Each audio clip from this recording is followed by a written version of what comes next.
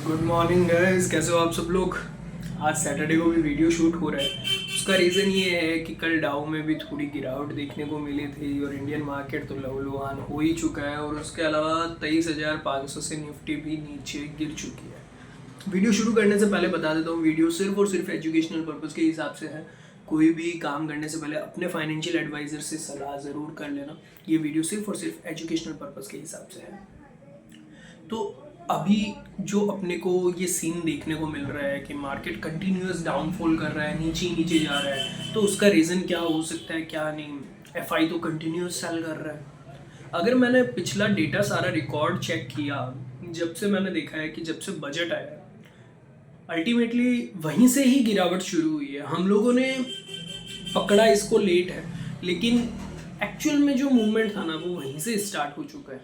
ठीक है, यहाँ पे हम लोग अभी बात करेंगे कि इंडियन इकोनॉमी की स्थिति एक्चुअल में है कैसी। ठीक है, क्योंकि ग्राउंड रियलिटी पे अगर हम लोग ऐसे देखें, महंगाई बढ़ रही है। ठीक है, सारी एफआई पैसे निकाल के लेके जा रहे हैं और कंटिन्यूस निकाल के लेके जा रहे हैं। और मैंने ग्रुप में शायद जब बजट आया था 1 जुलाई को, उस वक्त भी मैंने एकदम क्लियर कट बोला था बजट बहुत कोई ज़्यादा अच्छा आया नहीं है। रीज़न भी इन द सेंस, जिस हिसाब से लॉन्ग टर्म कैपिटल गेन को 12.5% पे टैक्सेशन किया, टैक्सेशन तो सिर्फ 2.5% बढ़ा है, बट अल्टीमेटली कितना इंक्रीज हुआ है ना, वो एक चार्टेड अकाउंटेंट से पूछो या जो अकाउंटेंट से पूछो, वो बताएगा कि अल्टीमेटली कितना टैक्स बढ़ा दिया है। मतलब आपका इंडेक्सेशन बेनिफिट ही हटा दिया। अरे भाई साहब, इंडेक्सेशन बेनिफिट हटा दोगे और ऊपर से ठीक है 1 लाख की एग्जाम्पशन लिमिट को 1,25,000 की एग्जाम्पशन लिमिट से कन्वर्ट कर दिया आपने। यार कोई सेंस नहीं बनता। हर चीज़ में टैक्सेशन जिस हिसाब से बढ़ा रखा है, तो फाइन जो अपना इस बार का बजट आया, बजट बिल्कुल भी अच्छा नहीं है। और नहीं लगता कि फेब में जो बजट आएगा 1 फरवरी, वो भी कोई बहुत, अब तो बिल्कुल उम्मीद नहीं है। गवर्नमेंट का एकदम वो प्रोपोगेंडा है, डिफेंस को एक्स्ट्रा बजट अलोकेट हो जाएगा, फार्मर्स को थोड़ा एक्स्ट्रा अलोकेट हो जाएगा। मतलब लाइक अब वो सारी चीज़ें नेगेटिव पॉलिसीज, उसकी वजह से ही मार्केट डाउन है, टू बी वेरी ऑनेस्ट। अब उसकी वजह से कैसे डाउन है तो वो भी आपको अभी समझ में आ जाएगा। एक तो एसटीसीजी को इन्होंने 15% से बढ़ा के 20% कर दिया, वहाँ पे 5% का इंक्रीज कर दिया। अल्टीमेटली टैक्स में तो वो बहुत भयंकर इंक्रीज हो चुका है। ठीक है, हर चीज़ में इन्होंने जीएसटी बढ़ा दी एकदम, चाहे बोले कैरेमल पॉपकॉर्न, आप लोग मीम्स वगैरह भी देख रहे होगे, हर चीज़ पे 18% जीएसटी लगा दी। इन शॉर्ट अगर मैं आज की डेट में बात करूँ, सबसे पहले तो मैं एक नॉर्मल बिजनेसमैन की बात कर लेता हूँ। अगर वो अच्छा खासा कमा रहा है तो उसका मैक्सिमम मार्जिनल टैक्स रेट के अकॉर्डिंग उसका टैक्स लगेगा, दैट इज समवेयर अराउंड 42.744%। क्योंकि 30% मैं टैक्स मान लेता हूँ, 10 लाख से ऊपर 30% का मैं टैक्स मान लेता हूँ। उसके ऊपर सरचार्ज के अलावा सेस, वो कहीं ना कहीं जुड़ के बनेगा 42.744% ऑफ टैक्स। ठीक है, 42% इनकम का वहाँ चला गया। अब उसके अलावा आपने अगर पैसा बचा के इन्वेस्ट किया, उस पर अगर आपने गेन कमाया तो उसमें फिर से टैक्स, चलो वो तो फिर भी गेन हो गया। अब बात करते हैं दूसरे चीज़ों में, अगर हम लोग एक्सपेंसेस भी करेंगे तो एक्सपेंसेस में भी कहीं ना कहीं अपने को लग्जरीज आइटम पे 28% जीएसटी और नॉर्मल बेसिक आइटम पे भी इन लोगों ने 18% जीएसटी कर दिया है। मतलब इन लोगों के हिसाब से जो एक अल्ट्रा प्रीमियम वाली चीज़ें आ रही है वो 18%, अब पॉपकॉर्न जैसी चीज़ों को ही 18% जीएसटी में लेके आ गया। बात है वो 5% तो सिर्फ नाम मात्र वाली चीज़ों के लिए इन लोगों ने छोड़ा है। अगर मैं 18% भी दूँ बोलूँ तो वो होता है 42 + 18 हो गया 60%। और अगर 28% बाई चांस गाड़ी वाड़ी अगर हम लोग खरीद लिए तो 28% जीएसटी, दैट कम्स अराउंड 28%। अगर मैं फिर भी ऑन एन एवरेज करके बोलूँ, आप अगर 100 रुपये कमा रहे हो, खर्चा भी करोगे ना उसका सब कुछ मिला के आप 70 रुपये तो गवर्नमेंट को दे रहे हो, आपके पास बच रहा क्या है। ये सारी चीज़ें सबको दिखती है भाई, कोई कहता है कोई नहीं कहता, लेकिन टैक्सेशन अगर 70% तक अगर आप टैक्सेशन दे रहे हो और उसका आम आदमी को बेनिफिट क्या मिल रहा है। दी वेरी फर्स्ट तो आप ये बताओ आपको गवर्नमेंट की कौन सी फैसिलिटी मिल रही है। ठीक है, ये सारी चीज़ तो एकदम बात की बात होगी, सारी चीज़ें साइड कर देते हैं। अब बात करते हैं मार्केट क्यों गिर रहा है, क्योंकि उसका मेन रीज़न है कंटिन्यूसली डॉलर है ना इतना बढ़ रहा है। अब वो चीज़ नहीं है हाँ हम क्या करें, डॉलर बढ़ रहा है, रुपया थोड़ी गिर रहा है, डॉलर बढ़ रहा है, गलती हमारी थोड़ी है, गलती तो उन लोगों की है कि डॉलर बढ़ रहा है। चीज़ों को समझो, अगर डॉलर बढ़ेगा, ठीक है, मेन आज की डेट में फॉरेन इन्वेस्टर्स का पैसा इंडिया में अभी तक का सबसे लोवेस्ट टाइम पे है। लोवेस्ट इन द सेंस आज तक कभी इतना उनका विड्रॉल नहीं हुआ जितना ये ऑलरेडी विड्रॉल हो चुका है। अब कुछ लोग बोलेंगे DI भी तो पैसा डाल रहा है, अरे भाई ये सब ठीक है, बगलू बनाने वाली बातें हो गई, वो पब्लिक को गुमराह करने, महाशक्ति, अरे कोई महाशक्ति नहीं है भाई, सीधी सी बात है, पूरा पैसा तो वो लोग लेके जा रहे हैं, कहाँ तक होल्ड करोगे, कहाँ तक होल्ड करोगे? अगर उन्होंने 1 लाख करोड़ की सेलिंग और कर दी, कहाँ तक होल्ड करोगे? FI का अब मतलब ऐसा समझ लो कि बहुत लोअर लेवल पे है। अगर इन्होंने और बेचना जारी रखा, हर कंपनी में FII की होल्डिंग है यार, क्या मज़े कर रहे हो? तो वो सारी चीज़ों को अगर देखें, वो लोग यहाँ से एग्जिट क्यों ले रहे हैं? दी वेरी फर्स्ट, उनको भी टैक्सेशन सिस्टम, फाइनेंशियल पॉलिसी बिल्कुल समझ में नहीं आ रही। दूसरा रीज़न ये, डॉलर बढ़ रहा है। अगर वो यहाँ पे 15% का भी गेन कर रहे हैं या फिर 15% का गेन कर रहे हैं, उसके अलावा अगर 2%, दैट मीन्स 24-25% या 30% का भी गेन कर रहे हैं, तो पहले तो वो टैक्सेशन भरेंगे। इंडिया का टैक्सेशन उनके लिए थोड़ा और अलग हो गया। टैक्स भरने के बाद अगर वो कन्वर्ट करके US में लेके जाएंगे तो वहाँ पे डॉलर और बढ़ रहा है, दैट मीन्स वहाँ पे तो उनको ऑब्वियसली रिटर्न कम मिलेगा। मतलब समझो चीज़ को, अगर वो यहाँ से कन्वर्ट करके यहाँ पे लेके आए, वहाँ उनके पास, और जिस हिसाब से ट्रम्प की फाइनेंशियल पॉलिसी है, हम लोग ट्रम्प को कुछ भी बोल दे भाई, लेकिन ट्रम्प की जो फाइनेंशियल पॉलिसी है सबको पता है, बंदे में दम है और उनकी इकोनॉमी बहुत स्ट्रांग है। वहाँ पे बात आई। अब रही बात डॉलर जैसे बढ़ेगा, डॉलर बढ़ेगा तो क्रूड के प्राइसेस भी बढ़ेंगे, क्रूड के प्राइसेस बढ़ेंगे तो ऑब्वियस ही बात है महंगाई बढ़ेगी। दैट्स द बेसिक नॉलेज है ये, इसमें कोई ऊपर नीचे नहीं है, बेसिक नॉलेज है कि हाँ क्रूड के प्राइस बढ़ेंगे तो महंगाई बढ़ेगी। अब महंगाई को कंट्रोल करेगा कैसे? महंगाई कंट्रोल हो कहाँ रही है, होएगी भी कैसे?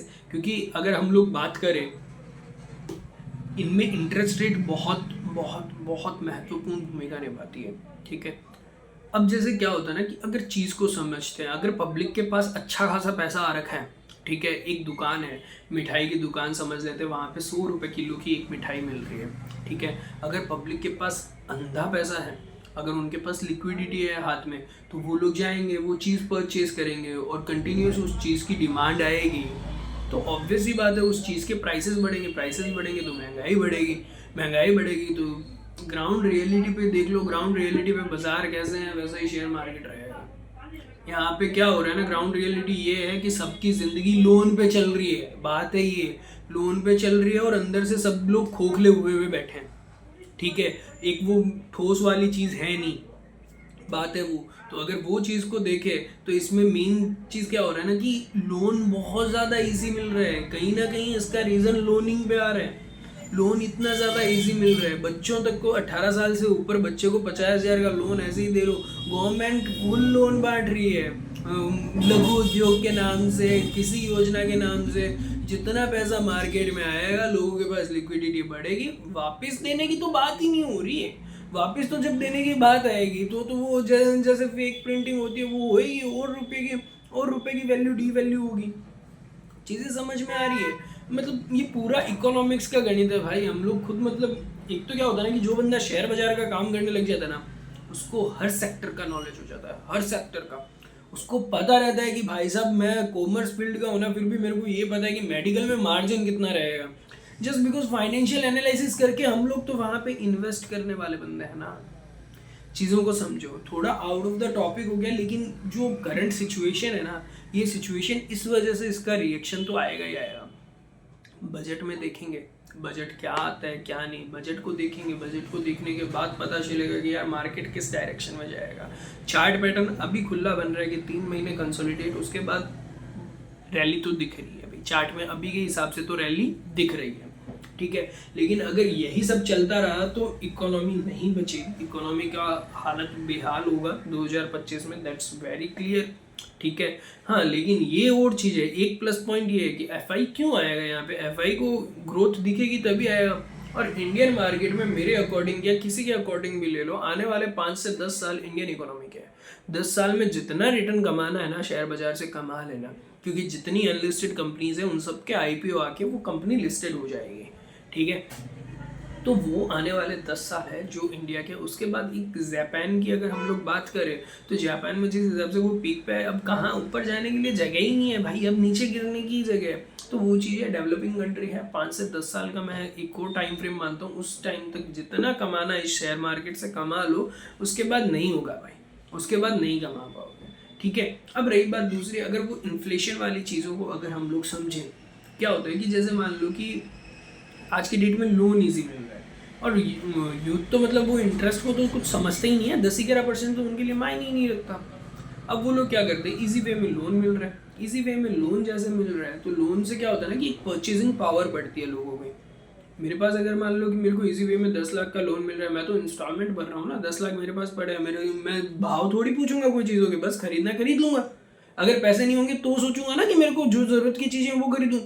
बिना ज़रूरत में चीज़ें खरीद रहा हूँ तो महंगाई तो बढ़ेगी बढ़ेगी। डिमांड एंड सप्लाई का गेम है, डिमांड ज़्यादा है तो सप्लाई लिमिटेड हो जाएगी, सप्लाई लिमिटेड हो जाएगी तो प्राइस इंक्रीज हो जाएगा, और अगर डिमांड कम हो गई तो सप्लाई इंक्रीज हो जाएगी तो प्राइस ऑलरेडी डिक्रीज हो जाएंगे। चीज़ों को समझो, ठीक है। ये कहीं ना कहीं फेवर कहाँ कर रहा है, जो बड़े उद्योगपति है सिर्फ उनको फेवर कर रहा है। Repo rate, reverse repo rate अगर इनको कंट्रोल नहीं करोगे तो मार्केट में लिक्विडिटी बहुत ज़्यादा रहेगी, लिक्विडिटी ज़्यादा रहेगी तो सिर्फ और सिर्फ बड़े पूंजीपतियों को लाभ मिलेगा, ठीक है। और अगर इंटरेस्ट रेट इन लोगों ने हाई कर दी, सपोज दैट इंटरेस्ट रेट इनको हाई करनी पड़ेगी भाई, अगर इन लोगों को कंट्रोल करना है ना तो हाई करना पड़ेगा। या फिर ये टैक्सेशन, एक चीज़ हो रहा है, महंगाई को कैसे कंट्रोल कर सकते हैं, 3 चीज़ों से कंट्रोल कर सकते हैं। दी वेरी फर्स्ट तो प्राइस कंट्रोल। प्राइस कंट्रोल कैसे कि गवर्नमेंट एक फिक्सेशन ला देती है कि इस चीज़ का प्राइस इससे ज़्यादा आप चार्ज ही नहीं कर सकते, फिर वो ब्लैक मार्केटिंग हो जाती है, वो चीज़ अलग है, लेकिन ये चीज़ काम वर्क नहीं करती। दूसरा पॉइंट ये होता है कि ये फिस्कल पॉलिसी करते हैं, फिस्कल पॉलिसी के अकॉर्डिंग ये टैक्स बढ़ा देते हैं, ये टैक्स बढ़ाते जाएंगे बढ़ाते जाएंगे बढ़ाते जाएंगे, गवर्नमेंट के पास रेवेन्यू बढ़ता जाएगा बढ़ता जाएगा बढ़ता जाएगा, ठीक है। तो फिर वो लोग सोचेंगे हाँ इतना टैक्स दे रहे इतना टैक्स दे रही है, लेकिन अगर यहाँ पैसा आता रहा तो लोग फिर भी फॉलो करते रहेंगे, वो फिर भी फॉलो करते रहेंगे, क्योंकि गवर्नमेंट को तो पैसा मिलना है, टैक्सेशन से मिलना है। तो उसके अकॉर्डिंग क्या होगा कि वहाँ से वो लोग खर्चा करने से डरेंगे। तो ये चीज़ आज की डेट में इंडिया में पॉसिबल है ही नहीं, इंडिया में कोई हालत में ये चीज़ पॉसिबल नहीं है, क्योंकि अगर आप जब तक लोन ईजी मिल रहा है, जब तक आपके पास पैसा फ्लुएंट वे में आ रहा है, तब तक आपको कोई भी ऐसा समझ लो कोई बंदा वो टैक्सेशन से डरेगा ही नहीं। आज गाड़ी लाते हुए कोई सोचता ही नहीं है। अगर मान लो किसी को 25-30 लाख की गाड़ी लानी है, पहले ऐसे सोचते थे लोग 25-30 लाख वर्थ इट है या नहीं है। अरे यार आप लोग अगर ध्यान से देखोगे 25-30 लाख में भाई 15-20 लाख तो हम लोग सिर्फ टैक्सेशन भर रहे हैं, रोड टैक्स, टोल टैक्स, हर चीज़ पे तो टैक्स। अल्टीमेट जो गेम आ रहा है वो फाइनेंशियल पॉलिसीज का गेम आ रहा है। जब तक ये फाइनेंशियल पॉलिसीज है ये लोग सही नहीं करेंगे, मेरे को नहीं लगता कि मार्केट स्टैंड करेगा। करनी पड़ेगी, नो डाउट इनको करनी पड़ेगी। एक टाइम था जब क्या बोलते हैं, देश के साइंटिस्ट जो थे वो प्रेसिडेंट साहब थे और जो इकोनॉमिस्ट थे वो प्राइम मिनिस्टर साहब थे। हालांकि मैं यहाँ पे किसी पे कमेंट नहीं कर रहा था, लेकिन जस्ट एक बेसिक नॉलेज वाला पर्पज़ है। आप लोग अगर ग्राउंड रियलिटी में देखोगे हालत ख़राब है, ग्राउंड रियलिटी में हालत ख़राब है, शेयर बाजार से हालत ख़राब है। मैं तो ये बोल रहा हूँ लोगों को इतना लोन मिल रखा है आज की डेट में, इतना लोन मिल रखा है कि भाई शेयर मार्केट में भी लोन का पैसा ही गया हुआ है, एक ही पैसा बार बार रोटेट हो रहा है। और अगर ये स्कैम बाहर आया, जिस स्कैम का हम लोग बात करते हैं, अगर ये स्कैम बाहर आया तो ये अब तक का सबसे बड़ा क्रैश भी बन सकता है स्टॉक मार्केट का, अब तक का सबसे बड़ा क्रैश। क्योंकि पैसा तो एक ही जगह से रोटेट हो रहा है भाई, इधर से निकला उधर से गया, वही सारी चीज़ें तो वहाँ पे बार बार हो रही है। कंट्रोल लाना पड़ेगा। लेट्स सी ये बजट में कैसा आता है। मोटा मोटी ये सारा एक ओवरव्यू था, महंगाई सब चीज़ें आपको एक नॉर्मल बेसिक वे में बताइए। कभी डीप कन्वर्सेशन करना हो तो फिर आओ, cup of coffee cup of T पे बैठते हैं तो उस हिसाब से बात करते हैं नॉलेज की। क्योंकि ज़्यादा मैं भी आपको टेक्निकल टर्म्स में अगर चीज़ें समझाने लग गया तो आपको समझ में कुछ आएगा नहीं। मेरी ये 8-10 साल की मेहनत है तो वो ईजी वे में पकड़ में आती है सारी चीज़ें, लेकिन इन शॉर्ट चीज़ें। लेकिन अब करना क्या चाहिए, अब करना क्या चाहिए वो बेसिकली बहुत ज़्यादा इंपॉर्टेंट चीज़ है। तो उसकी बात अगर हम करें, सिंपल सी चीज़ है भाई, अगर आपके पास इजी वे में पैसा है, खुद का पैसा, उधारी का पैसा नहीं, खुद का पैसा है, इन्वेस्ट करो। आने वाले 10 साल इंडिया के हैं, इन्वेस्ट करो। जितना ज़्यादा मार्केट टूटे उतनी ज़्यादा SIP इंक्रीज़ करो, म्यूचुअल फंड इंक्रीज़ करो, डायरेक्ट इन्वेस्टमेंट इंक्रीज़ करो, ठीक है। अब रही बात दूसरी, अगर स्टॉक्स में इन्वेस्टमेंट करना है तो कौन से स्टॉक्स में इन्वेस्ट करना है। मेरे अकॉर्डिंग मेरे को यहाँ पे ये दिख रहा है, चाहे महंगाई बढ़ो चाहे घटो, ठीक है, हर चीज़ पे इम्पैक्ट पड़ेगा। वो होगा सबसे पहला इम्पैक्ट होगा FMCG. FMCG already down sector है, अभी भी डाउन चल रहा है। जो एफएमसीजी सेक्टर मतलब लाइक डी मार्ट की अगर हम लोग बात करें, डी मार्ट में मेजरली वही चीज़ें ज़्यादा बिकती है, तो डी मार्ट की अगर बात करें तो वो 5,000 6,000 पे चला गया था, वो ऑलरेडी 3,800 पे है। इतना डाउनफॉल अपने को देखने को मिल चुका है, ठीक है। ITC FMCG sector already down है, तो एफएमसीजी सेक्टर में एक बार हल्का हल्का डाल सकते हैं हम लोग, क्योंकि डाउन का फायदा उठाओ। लेकिन चाहे कोई भी सेक्टर डाउन हो, चाहे कुछ भी हो, अभी फिलहाल वापस टाइम आएगा मेडिकल सेक्टर, फार्मा सेक्टर का। सिंपल सा लॉजिक है, क्यों आएगा? रीज़न ये है कि अगर महंगाई बढ़ी, लोन लोगों से रिपे नहीं हुए, हाइपर टेंशन के मारे बीमारी ये वो बोलते ना, बड़े बड़े जो मतलब एजेड लोग होते हैं वो बोलते ना, हाँ बीमारियों का घर यहाँ है, माइंड में ही शांति नहीं है तो बीमारी तो आएगी। तो ऑब्वियस सी बात है, बीमारी आएगी तो सीधी सी बात है, मेडिकल की दवाइयाँ बिकेगी। तो मेरे साइड से तो चाहे मार्केट में कुछ ही हो, चाहे बाजार में कुछ ही हो, अपना पैसा बनना चाहिए भाई। एज ए इन्वेस्टर की अगर बात करूँ, देखो एक CSR पॉलिसी अलग होगी, कॉर्पोरेट सोशल रिस्पॉन्सिबिलिटी, वो मैं अपनी साइड से निभाता हूँ। मैं जितना कमाता हूँ उस हिसाब से मैं मेरा निभाता हूँ। लेकिन रही बात, वो चीज़ें बताने की नहीं होती, but still as a investor, as a businessman, यहाँ पे मैं सिर्फ अपना फायदा देखूंगा। अब चाहे पॉजिटिव हो चाहे नेगेटिव हो, मेरे वो बोलते ना कि मेरे साइड से चाहे किसी के कुछ भी हो, मेरा खुद का फायदा कहाँ दिख रहा है मेरे को, तो वहाँ पे जाना पड़ेगा। सीधी सी बात है। मैं ऑब्वियसली ऑलवेज मैं शराब वाले सेक्टर को तो मैं छोड़ता ही नहीं हूँ, देखते ही नहीं छोड़ता। जहाँ पे पता चलता है ना ये कंपनी शराब बेच रही है, मैं तो उस कंपनी की ऑनरशिप लेने पे हूँ। अगर हम लोग इक्विटी ले रहे हैं, शेयर होल्डर बन रहे हैं, तो ऑब्वियसली बात है हम लोग उनसे ऑनरशिप परचेज कर रहे हैं, वही तो बात है। तो शराब वाले सेक्टर को तो मैं छोड़ता ही नहीं। तो उसी हिसाब से अगर मैं यहाँ पे देखूँ लोगों को, अगर मैं देखूँ आज की डेट में, जैसे काफ़ी लोग शेयर मार्केट में इन्वेस्टेड है, काफ़ी लोग ट्रेडिंग कर रहे हैं। जब उनको लॉस लगेगा तो उनको टेंशन होगी तो उनको बीमारियाँ लगेगी तो दवाई तो लेनी पड़ेगी। अब दवाई किसकी लोगे? अगर एक्सीडेंट वगैरह हो जाता है, नॉर्मल कुछ भी XYZ नॉर्मल, बेसिकली ऊपरी अगर कोई चोट लगी हुई है तो सिप्ला की मेडिसिन आएगी। हार्ट वार्ट की लगी हुई है तो दूसरी और भी कंपनीज है, लुपिन वगैरह, लिस्ट सारी रेडी है। कौन सी कंपनी में कहाँ इन्वेस्ट करना है वो सारी चीज़ें रेडी है। अगर वो चीज़ें नहीं समझ में आ रही तो फार्मा सेक्टर का म्यूचुअल फंड उठा लो, और डिटेल वाइज कोई चीज़ समझनी हो कांटेक्ट कर लो, व्हाट्सएप चैनल पे जुड़ जाओ, सारी चीज़ें का जवाब मिल जाएगा आपको। तो बेसिकली ये है कि कोई किसी के कुछ भी हो, अपना इन्वेस्टमेंट और अपना रिटर्न नहीं रुकना चाहिए। और बाकी CSR पॉलिसी आप लोग करो, मैं आपको मना नहीं करता, ठीक है। एक वो चैरिटी वाला कोई एक अलग चीज़ हो गया, लेकिन यहाँ पे भाई कुछ भी हो XYZ, अपना पैसा बनना चाहिए। वो कहाँ से बनेगा, वो चीज़ को अपनों को देखना पड़ेगा, आइडेंटिफाई करना पड़ेगा। और ये वीडियो का रेफरेंस देके बोल रहा हूँ, फार्मा सेक्टर अब देखना। पहली बात, पहले बजट देख लेते हैं। बजट में एक चीज़ फॉर श्योर है, डिफेंस सेक्टर को एक मेजर अलोकेशन मिलेगा, ठीक है। मेजर अलोकेशन, थोड़ा सा एक्स्ट्रा अलोकेशन मिल गया तो HAL वगैरह भाग जाएंगे, ठीक है। देखना, ऑब्जर्व करना, चीज़ों को समझना, समझ में आ जाएगा। दूसरा, ये ट्रैवल एंड टूरिज्म सेक्टर जो है वो डाउन जाएगा। लोगों के पास एक्चुअल में पैसा नहीं है तो घूमने फिरने के लिए लोग खर्चा नहीं करने वाले, तो वहाँ पे नहीं बनता। हाँ, दूसरे साइड से अगर देखें, ट्रैवल एंड टूरिज्म में एक चीज़ का बेनिफिट हो सकता है, अगर रुपए और गिरता है, सपोज दैट रुपया और गिरता है इन द सेंस, अगर डॉलर और स्ट्रेंथन होता है, अगर 100 रुपये 150 रुपये तक अगर डॉलर चला जाता है, तो ये समझ लेना ट्रैवल एंड टूरिज्म में बहुत भयंकर उछाल आएगा, आ सकता है। उसका रीज़न, दूसरा रीज़न अगर हम लोग देखें, इंडियंस लोग नहीं जाएंगे घूमने, फॉरेनर्स तो आएंगे ना, क्योंकि अगर उनको सस्ती कंट्री मिल रही है तो वो क्यों नहीं आएंगे।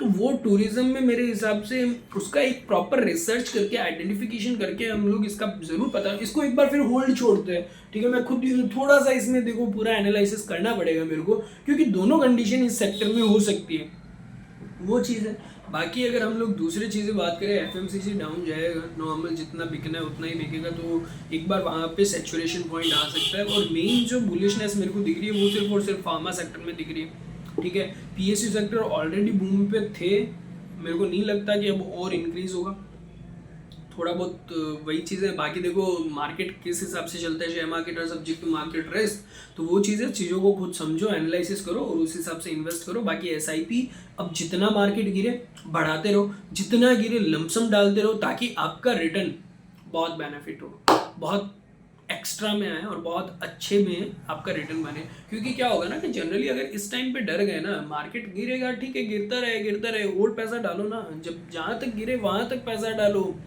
जब वापस रिकवर करेगा ना तब रिटर्न बहुत भयंकर आएगा। ठीक है, चीज़ों को वो समझो और फाइनेंशियल प्लानिंग अच्छे से करोगे ना तो कभी कोई टेंशन नहीं होगा। नॉर्मल हम लोग वही तो बोलते हैं कि भाई 24% 40% रिटर्न हम लोगों को चाहिए रहता है म्यूचुअल फंड में। रीजन में एंड सीन हम लोग प्रॉपर इन्वेस्टमेंट करते हैं। अब मेरा जो म्यूचुअल फंड का पोर्टफोलियो पड़ा है, मैं एकदम वहीं पे पड़ा है ना, मैंने छेड़ा ना कुछ और। मैं तो और जिस दिन मेरे को दिख रहा है कि मार्केट 3 से 4% गिरा हुआ है, निफ्टी वगैरह, मैं पैसा डाल रहा हूँ। और गिरेगा मैं तो और डालूंगा, तभी तो रिटर्न बनेगा। जब वापस रिकवरी करेगा तभी तो वहां से रिटर्न बनेगा, वरना रिटर्न कहाँ से बनेगा। तो वो चीज़ है। एक अगर सिर्फ SIP के भरोसे रह गए तो रिटर्न बनने से रहा भाई। लॉन्ग टर्म में निफ्टी सिर्फ और सिर्फ 12% का गेन अभी तक दिया है। अगर निफ्टी 8% का गेन देती है तो 8% के लिए भाई क्यों मार्केट में आ रहे हो, आओ ही मत। अगर 8 से 10% अगर गारंटीड रिटर्न चाहिए, 10% ही गारंटीड रिटर्न चाहिए तो LIC की जीवन आनंद ले लो भाई। 10% रिटर्न बढ़ जाएगा और ऊपर में 12% का रुपए सैकड़े का गारंटीड रिटर्न मिल जाएगा। शेयर मार्केट में हाई क्यों रहे हो? नहीं समझ में आया? अगर समझ में आया वो भी चीज़ें समझाएंगे आपको, वो भी चीज़ें समझाएंगे। वहाँ पे गारंटीड रिटर्न है भाई। जब वहाँ गारंटीड रिटर्न मिल रहे हैं 12% तक का, तो यहाँ पे क्यों आए हम लोग? वो चीज़ है। यहाँ पे अगर आए हो तो एटलीस्ट आपका टारगेट होना चाहिए 24% का। 24% के बगैर तो यहाँ पे शेयर मार्केट में मुंह मत दिखाओ। ठीक है, 24% ऊपर में 50% का रिटर्न लॉन्ग टर्म में आ जाए, बहुत बढ़िया है। उस हिसाब से आओ तो वो सारी चीज़ों के साथ इन्वेस्टमेंट करो। और बाकी कोई भी टॉपिक लगेगा, कोई भी टॉपिक से पे कुछ भी समझना हो, कमेंट कर दो, मैसेज कर दो, मैं वीडियो बना दूंगा। फिलहाल at a conclusive point, market क्यों गिर रहा है, reason behind the scene policies अच्छी नहीं है, FIIs निकल रहे हैं। अब जब तक FIIs नहीं आएंगे तो मार्केट में बुलिशनेस आने से रही, बुलिश कैंडल्स नहीं बनने वाली। ठीक है, इसी के साथ बाय बाय, टेक केयर, अच्छे से पैसे डालो और अब म्यूचुअल फंड का सहारा लो, फार्मा सेक्टर का सहारा लो। ठीक है, बाय बाय, टाटा।